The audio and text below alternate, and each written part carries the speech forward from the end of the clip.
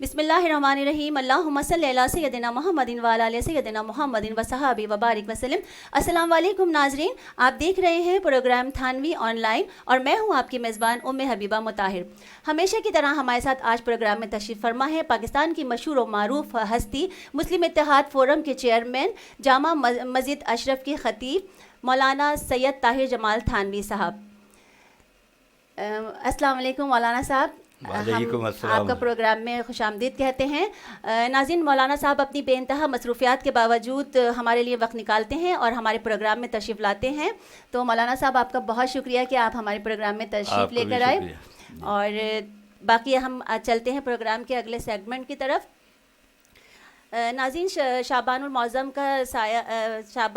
کا مہینہ ہمارے اوپر سایہ فگن ہے، اور ہمارے ناظرین نے شعبان کے حوالے سے بہت سارے سوالات کیے ہیں، تو ہمارے پاس جو کالس آئی ہیں تو اس میں پہلا سوال یہ ہم کرتے ہیں مولانا صاحب سے کہ مولانا صاحب یہ بتائیے کہ 15 شعبان کو کیا روزہ رکھنا سنت ہے؟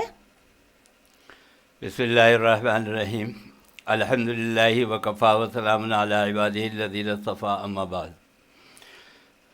گزارش یہ ہے کہ 15 شعبان المعظم کی شب برات کہلاتی ہے، جی، اور اس کو حدیث میں لیلۃ البراءت بھی کہا گیا ہے۔ جی، یہ جاگنے والی رات ہے، برکت والی رات ہے۔ سورہ دخان کے اندر اللہ تعالیٰ نے اس کا ذکر فرمایا ہے کہ انا انزلناہ فی لیلۃ مبارکہ۔ یہ وہی رات ہے جو شب برات ہے۔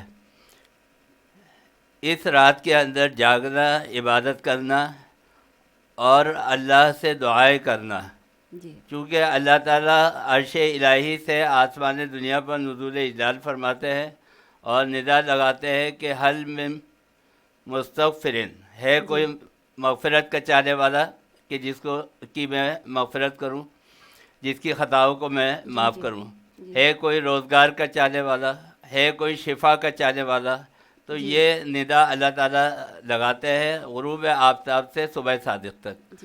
اس کے بعد 15ویں شعبان المعظم کا جو دن ہے وہ دن بھی بڑا بابرکت ہے، اور حضور اکرم صلی اللہ علیہ وسلم نے ایک روایت کے مطابق اس کے اندر روزہ اختیار فرمایا، اور آپ کی حدیث سے یہ ثابت ہے۔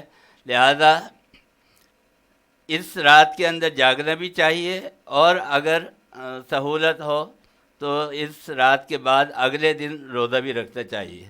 جی ناظرین، آپ نے سن لیا ہوگا کہ 15 شعبان کو حضور صلی اللہ علیہ وآلہ وسلم نے بھی روزہ رکھا تھا، تو اس میں روزہ رکھنا چاہیے۔ ہمارے ساتھ بہت دیر سے کالر موجود ہیں، تو ہم چلتے ہیں اپنے کال کی طرف۔ جی، کہاں سے اور بات کر رہے ہیں آپ، اور کون بات کر رہی ہیں؟ السلام علیکم ورحمۃ اللہ وبرکاتہ۔ وعلیکم ماشاء اللہ، السلام۔ آپ کا پروگرام بہت اچھا، بہت زبردست جا رہا جی ہے، شکریہ، جی بہت اور شکریہ۔ میں ریگولر آپ کا پروگرام دیکھتی ہوں، اور جی، آپ کے سوالات کے آنسر جو آپ جس طرح سے سمجھاتے ہیں، بتاتے ہیں، ماشاء اللہ مولانا صاحب بہت اچھے طریقے سے آپ بتاتے ہیں ہم لوگوں کو۔ اور میں تہمینہ بات کر رہی ہوں کراچی سے۔ پہلے بھی میں آپ کے پروگرام میں آ کے سوال پوچھ چکی ہوں، جی، جی اور اب بہت میں شکریہ۔ دوبارہ آئی ہوں۔ ماشاء اللہ، آپ مجھے ذرا اس سوال کا جواب دے دیں شب برات کی مناسبت سے، کہ شب برات میں کہا جاتا ہے کہ روحیں گھروں پر آتی ہیں، تو مجھے آپ یہ بتائیے جب روحیں گھروں پر آتی ہیں تو لوگ قبرستان کیوں جاتے ہیں؟ ذرا مجھے تفصیل سے اس کا جواب دیجیے، ٹھیک ہے جی؟ جی، اور اچھا، ماشاء اللہ حبیبہ، ام حبیبہ، آپ ہر دفعہ یہاں پہ ہوتی ہیں، ذرا اگر آپ سے نعت کی فرمائش کرنی تھی، اگر مجھے آپ نعت سنا سکیں تو جی، ماشاء جی اللہ ضرور، جی میں ضرور۔ آپ کی بہت ممنون رہوں گی۔ اور ماشاء اللہ میں آپ کے پروگرام کی تعریف کرنا چاہتی ہوں۔ ماشاء اللہ، اللہ تعالیٰ آپ لوگوں کو سب کو بہت صحت آمین، تندرستی عطا آمین۔ فرمائے۔ آپ کا پروگرام بہت اچھا چل رہا ہے۔ جی شکریہ، بہت بہت تہمینہ۔ ہمارے ساتھ تہمینہ تھی کال پہ مولانا صاحب، اور یہ پوچھ رہی ہیں، ان کا سوال یہ ہے کہ جب روحیں گھروں پر آتی ہیں شب برات والے دن، تو پھر لوگ قبرستان کیوں جاتے ہیں؟ قبرستان اس لیے جاتے ہیں کہ حضرت عائشہ رضی اللہ تعالیٰ عنہا سے روایت ہے کہ ایک مرتبہ سرکار دو عالم صلی اللہ علیہ وسلم رات کے آخری حصے میں اٹھے اور جنت البقیع کی طرف تشریف لے گئے، جی حضرت عائشہ رضی اللہ تعالی عنہا بھی ان کے پیچھے پیچھے گئی اور انہوں نے دیکھا کہ حضور اکرم صلی اللہ علیہ وسلم کیا کر رہے ہیں. تو جب حضور اکرم صلی اللہ علیہ وسلم نے وہاں جا کر فاتحہ خوانی کی تو حضرت عائشہ رضی اللہ تعالیٰ عنہا نے حضور پاک صلی اللہ علیہ وسلم سے پوچھا کہ کیا آپ کو اس کا حکم دیا گیا ہے؟ جی تو آپ نے فرمایا کہ میرے پاس جبریل امین آئے اور انہوں نے کہا کہ اللہ تعالیٰ یہ فرماتا ہے کہ آپ جنت البقیع میں جائیں اور جا کر اہل قبور کے لیے مغفرت کی دعا کریں. جی جی تو اس لیے یہ حضور اکرم صلی اللہ علیہ وسلم کی سنت ہے اور اس سنت پر عمل کے لیے قبرستان جاتے ہیں. جی جی جی بہت شکریہ مولانا صاحب. یقیناً تہمینہ آپ نے جواب سن لیا ہوگا. اچھا مولانا صاحب یہ بتائیے کہ کیا عورتوں کو قبرستان جانا چاہیے؟ جیسے کہ آج کل عورتیں ہر جگہ جاتی ہیں، عورتیں قبرستان جانا چاہیے یا ممانعت ہے؟ دیکھیے سمجھنے کی ضرورت ہے. جی نہ بالکل قبرستان جانے کی ممانعت ہے عورتوں کو اور نہ بالکل جانے کی کھلی آزادی ہے. اچھا جو جانے کی ممانعت کی گئی ہے وہ اس وجہ سے کی گئی ہے کہ کچھ چیزیں ایسی ہے کہ خواتین کے قبرستان میں جانے سے وہ متاثر ہوں گی. یعنی حضور اکرم صلی اللہ علیہ وسلم نے فرمایا کہ تم قبرستان جاؤ تاکہ وہاں مٹی کی ڈھیریاں دیکھ کر تمہیں عبرت حاصل ہو. جی عبرت کے لیکن اگر خواتین وہاں پر قبرستان میں جانا شروع کر دیں آزادی کے ساتھ جی اور اکثر و بیشتر وہ جانے لگے، اس کا نقصان یہ ہوگا کہ پھر وہاں پر لوگ جس طرح اور شاپنگ مالز کے اندر تفریح مقامات کے اوپر جاتے ہیں اور وہاں ایک پکنک کا سما ہوتا ہے، تو پھر وہ قبرستان جو ہے عبرت کی جگہ نہیں رہے گی، وہ ایک پکنک کی جگہ بن جائے گی. اور دوسری چیز جس کی وجہ سے ممانعت کی گئی وہ یہ ہے کہ چونکہ عورت مزاج کے اعتبار سے نرم ہوتی ہے، کمزور ہوتی ہے اور اس کو اپنے جذبات پر قابو نہیں رہتا، جی تو جب وہ اپنے عزیز و اقارب کی قبر کے اوپر جائے گی تو لا محالہ اس کے جذبات ابھریں گے اور وہاں پہ رونا، چیخنا چلانا، فریاد کرنا، بین کرنا، اس بات کا امکان رہے گا. تو لہذا اس وجہ سے منع کیا گیا کہ عورتیں قبرستان نہیں جائیں. لیکن اگر یہ چیز سیکنڈ پوزیشن پر ہوتی ہے، یعنی عورت جو ہے وہ اپنے جذبات کے اوپر قابو رکھے اور کسی ایسے وقت میں کہ جس وقت سناٹا ہو یا کم لوگ وہاں قبرستان کے اندر ہو، وہاں پر جا کر وہ اپنے عزیز و اقارب کے لیے فاتحہ کر سکتی ہے. بالکل ممانعت نہیں ہے اور نہ بالکل آزادی ہے. جی بہت شکریہ مولانا صاحب. ہمارے ساتھ لائن پر ایک کالر ہیں تو دیکھتے ہیں. جی کیا نام ہے آپ کا اور کہاں سے بات کر رہے ہیں آپ؟ ہلو السلام علیکم. وعلیکم السلام. میں کراچی سے مسز سمیرہ احمد بات کر رہی جی ہوں. میں آپ کا پروگرام دیکھتی ہوں بہت شوق سے.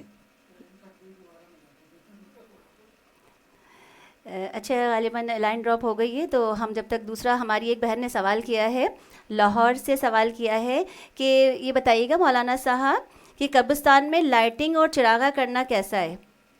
ویسے تو قبرستان میں لائٹنگ چراغا نہیں کرتے، شب برات کے موقع پہ لوگ لائٹنگ اور چراغا کرتے ہیں، تو یہ کیا کرنا صحیح ہے یا نہیں؟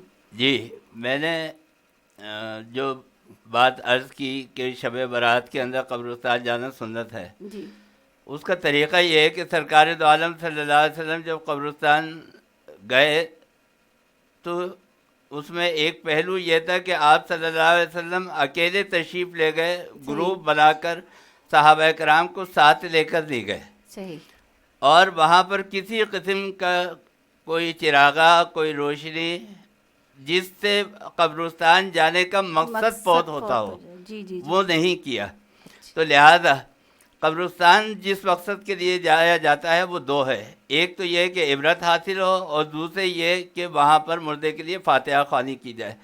جب آپ وہاں پر چراغا کریں گے اور وہاں پر ایسا ماحول پیدا کر دیں گے کہ جس سے عبرت ختم ہو جائے تو پھر وہاں جانے کا مقصد ختم ہو جائے گا. لہذا اس بات کو بھی پیش نظر رکھنا چاہیے کہ حضور اکرم صلی اللہ علیہ وسلم زندگی میں ایک مرتبہ قبرستان شب براعت کے موقع پر گئے، ویسے اکثر و بیشتر آپ کا معمول تھا، لیکن شب برات کے موقع پر ایک دفعہ ہی کی روایت موجود ہے۔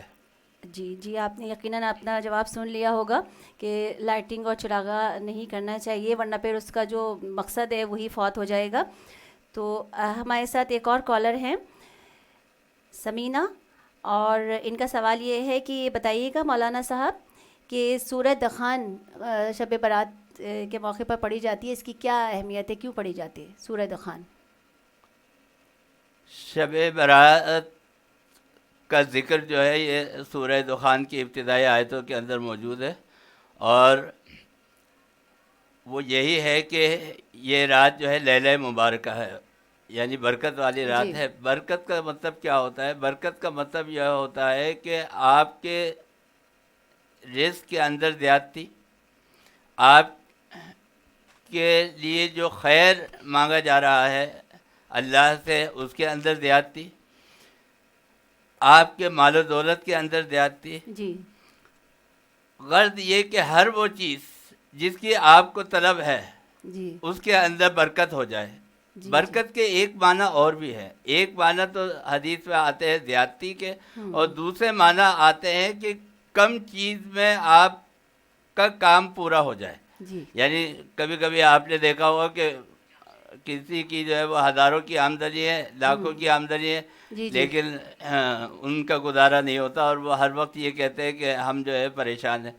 لیکن کبھی کبھی ایسا ہوتا ہے کہ کوئی غریب آدمی ہے، تھوڑا کماتا ہے، لیکن اس کے رزق میں ایسی برکت ہے کہ اس کی تمام ضروریات پوری ہو جاتی ہے، جی تو یہ بھی برکت ہے۔ جی تو لہذا چونکہ یہ سورہ دخان کے اندر شب برات کی فضیلت کے لیے نازل ہوئی، اسی لیے اس کو تلاوت کیا جاتا ہے تاکہ اس کے جو ثمرات ہیں وہ ہمیں حاصل ہو جائے۔ جی بہت شکریہ مولانا صاحب۔ دیکھتے ہیں ہمارے ساتھ لائن پر ایک کالر ہیں۔ جی کون اور کہاں سے بات کر رہی ہیں؟ السلام علیکم ورحمۃ اللہ وبرکاتہ۔ وعلیکم میرا نام السلام۔ سمینہ ہے، میں کراچی سے بات کر رہی ہوں۔ جی سمینہ۔ مولانا صاحب سے میرا سوال ہے کہ شب برات 14 شعبان المعظم ہے، جاگنے کی رات ہے، بڑی رات ہے، عبادت کی رات ہے۔ جی تو اس رات میں ہم نفل نمازوں کی بجائے اگر ہم قضائے عمری جو ہم سے نمازیں قضا ہو گئی ہیں اگر ہم وہ ادا کرنا چاہیں تو کیا ہم ادا کر سکتے ہیں اس نماز قضائے عمری کی نمازوں کو؟ اور دوسرا سوال یہ کہ مجھے ام حبیبہ کی آواز میں ایک پیاری سی نعت سنوا دیجیے، شکریہ۔ جی السلام بہت علیکم شکریہ ورحمۃ سمینہ اللہ آپ وبرکاتہ۔ کا۔ جی مولانا صاحب، سمینہ جو سوال پوچھ رہی ہیں، بتائیے کہ قضائے عمری ہم پڑھ سکتے ہیں شب برات میں؟ جی بہت اچھا سوال ہے۔ ایک بات یہ ذہن میں رکھنی چاہیے کہ شب برات کے موقع پر حضور اکرم صلی اللہ علیہ وسلم نے کسی خاص عمل کی، کسی خاص عبادت کی یا اس کا حکم نہیں دیا۔ اچھا اس میں آپ کوئی بھی ایسی عبادت جو نفل عبادت ہو وہ آپ جی کر سکتے ہیں۔ اچھا اس میں تلاوت قرآن بھی ہے، اس جی میں ذکر اللہ بھی ہے، اس میں ذکر رسول بھی ہے، اس میں نفل نماز کی عبادت بھی ہے۔ اور یہ جو قضائے عمری ہے یعنی آپ کی وہ نمازیں کہ جو آپ کے اوپر فرض تھی اور آپ سے قضا نہیں ہو پڑھی، گئی، جی چھوٹ گئی، جی اس نماز کا ادا کرنا آپ کو زندگی میں لازم ہے، فرض ہے آپ کے اوپر، اس سے آپ جی کی جان نہیں چھوٹے گی۔ جی جی لہذا یہ بہترین موقع ہوتا ہے کہ ایسے وقت میں کہ جب آپ سکون کے ساتھ اور ایک ماحول کے ساتھ خاص طور پر آپ عبادت کے لیے تیار ہے، جی تو لہذا اس موقع پر آپ اگر اپنے ان فرائض کی قضا کر لیں تو یہ ایک بہت اچھا عمل ہوگا اور یہ وقت کا بہترین استعمال ہوگا۔ جی بہت شکریہ مولانا صاحب۔ جی سمینہ، آپ نے جواب سن لیا ہوگا۔ سوالات ہمارے پاس بہت ہیں اور بہت سارے ہمارے پاس کالر ہیں مولانا صاحب، لیکن وقت کی کمی کی وجہ سے ہم نہیں لے سکتے ان کو، ہم انشاءاللہ نیکسٹ پروگرام میں لیں گے۔ اور مولانا صاحب بہت شکریہ آپ کا، اور اب ہم آپ سے اجازت چاہتے ہوئے بڑھتے ہیں پروگرام کے اختتام کی جانب اور نعت رسول مقبول صلی اللہ علیہ وآلہ وسلم پیش کرنے کی سعادت حاصل کرتے ہیں۔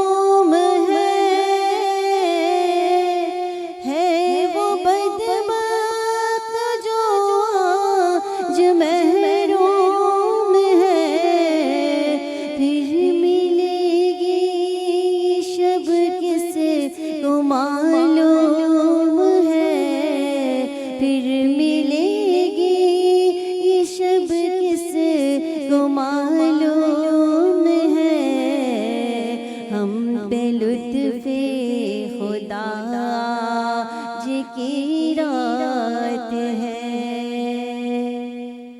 ابر رحمت ہے محفل بچھائے ہوئے آسمان سے ملائک ہے آئے ہوئے خود محمد ہے تشریف لائے ہوئے خود محمد ہے تشریف لائے ہوئے اس قدر رونق آج کی